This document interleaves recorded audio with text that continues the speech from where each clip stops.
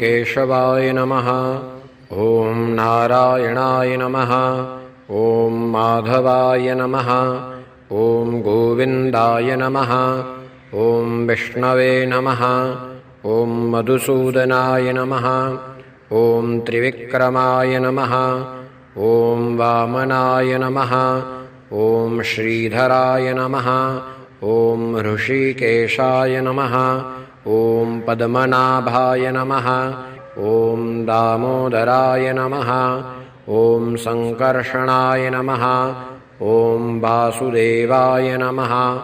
ॐ प्रद्युम्नाय नमः। ॐ अनिरुद्धाय नमः। ॐ पुरुषोत्तमाय नमः। ॐ अधोक्षजाय नमः।